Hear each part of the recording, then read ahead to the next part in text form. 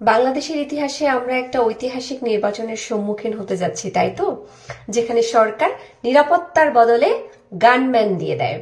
আমরা কি এর আগে দেখেছি অন্যান্য বিশ্বের মধ্যে কোথাও যেখানে নির্বাচনের আগে প্রার্থীদেরকে গানম্যান দেয়া হয়? হ্যাঁ, আমরা দেখেছি। আফগানিস্তানে দেখেছি, সিরিয়াতে দেখেছি, পাকিস্তানে দেখেছি। তার মানে কি, আমার প্রশ্ন হচ্ছে, বাংলাদেশকে তাহলে পাকিস্তান, সিরিয়া বা আফগানিস্তান হয়ে গেল?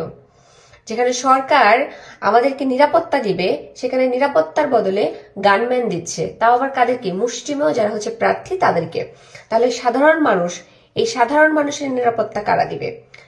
তাদেরকে গানম্যান কে দিবে? তারাও কি তাহলে গানম্যান পাবে নাকি? সরকার কি তাদেরকেও কি গানম্যান দিবে?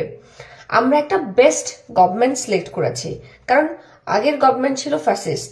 আমরা সেই গভর্নমেন্টকে তাড়িয়েছি।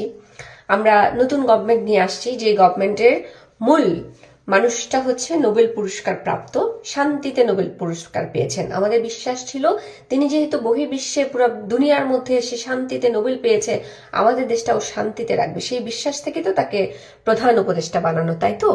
তাহলে প্রধান উপদেষ্টা, আপনি যে গানম্যান দিলেন, সাধারণ মানুষকে কি এই গানম্যান গুলাই কি যে শুট করবে, নাকি সাধারণ মানুষের নিরাপত্তা তাহলে কে দিবে?